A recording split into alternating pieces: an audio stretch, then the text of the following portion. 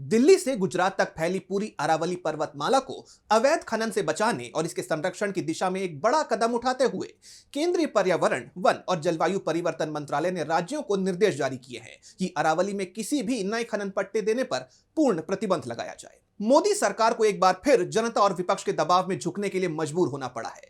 जी हां, अरावली के मुद्दे पर पर्यावरण मंत्रालय ने आदेश जारी कर दिया है और आदेश यह है कि अरावली में अब कोई नया खनन पट्टा यानी लीज जारी नहीं किया जाएगा।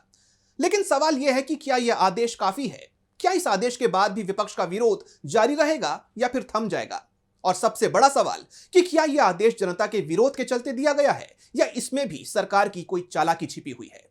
तो क्या है यह पूरा मामला? आइए समझते हैं। सरकार ने अपने आदेश में तो कह दिया कि यह रोक दिल्ली से गुजरात तक पूरी अरावली रेंज पर समान रूप से लागू होगी, लेकिन मोदी सरकार की 100 मीटर वाली परिभाषा अभी भी लागू है। ऐसे में सवाल उठ रहे हैं कि अगर 100 मीटर तक की पहाड़ी को अरावली की पहाड़ी सरकार नहीं मानती है, तो नए खनन पर जो रोक अभी सरकार लगाने की बात कह रही है, उसे भविष्य में हटाया नहीं जाएगा। वहीं इस आदेश की टाइमिंग ने भी कई सवाल खड़े कर दिए हैं, और वो इसलिए क्योंकि 26 दिसंबर को कांग्रेस अरावली के मुद्दे पर सरकार को घेरने के लिए सड़कों पर उतरने वाली थी। इस आंदोलन की धमक से पहले ही मोदी सरकार का यह आदेश आना विपक्ष और जनता की एक बड़ी जीत के तौर पर देखा जा रहा है। लेकिन विपक्ष सरकार के इस आदेश से संतुष्ट नहीं है। राजस्थान के पूर्व मुख्यमंत्री और सीनियर कांग्रेस नेता अशोक गहलोत ने इसे हेडलाइन मैनेजमेंट बताया है। गहलोत ने लिखा, यह आदेश कुछ और नहीं बल्कि सुप्रीम कोर्ट के बिंदु 50 के उपबिंदु 5 की मजबूरी में की गई पालना है।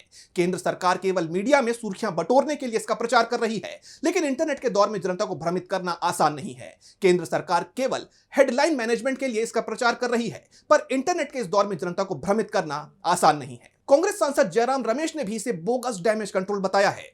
जयराम रमेश लिखते हैं, यह डैमेज कंट्रोल की एक खोखली और भ्रामक कोशिश है जो किसी को भी मूर्ख नहीं बना पाएगी। यह सिर्फ दिखावटी घोषणाएं हैं, जबकि अरावली की खतरनाक 100 मीटर से ऊपर वाली नई परिभाषा, जिसे forest survey of India, supreme court द्वारा गठित सेंट्रल एम्पावर्ड कमिटी और सुप्रीम कोर्ट के एमिकस क्यूरी ने खारिज किया है, अब भी जस की तस बनी हुई है। अरावली पहाड़ों को बचाया नहीं जा रहा बल्कि बेचा जा रहा है। विपक्ष और पर्यावरण प्रेमियों का सबसे बड़ा डर अरावली की डेफिनेशन यानी परिभाषा को लेकर है। उनका कहना है कि यहां सरकार एक ऐसी चाल चल रही है जिससे अरावली पहाड़ियों का नामो निशान मिट सकता है। दरअसल जैसा कि आप जानते हैं कि पर्यावरण मंत्रालय की सिफारिश पर सुप्रीम कोर्ट ने कहा है कि सिर्फ 100 मीटर या उससे अधिक ऊंचाई वाली पहाड़ियों को ही अरावली का हिस्सा माना जाएगा। अगर यह परिभाषा लागू हुई तो अरावली की हजारों छोटी पहाड़ियां पहाड़ की श्रेणी से बाहर हो जाएंगी और वहां बेधड़क माइनिंग और कंस्ट्रक्शन का काम शुरू हो जाएगा। अब इस मुद्दे पर एक चौंकाने वाली जानकारी सामने आई है। इंडियन एक्सप्रेस की एक रिपोर्ट बताती है कि साल 2010 में भी राजस्थान सरकार ने यही 100 मीटर वाला फॉर्मूला पेश किया था, जिसे सुप्रीम कोर्ट ने उस वक्त सिरे से खारिज कर दिया था। तब कोर्ट ने फॉरेस्ट सर्वे ऑफ इंडिया को निर्देश दिया था कि सर्वे केवल 100 मीटर से ऊपर की चोटियों तक सीमित ना रहे।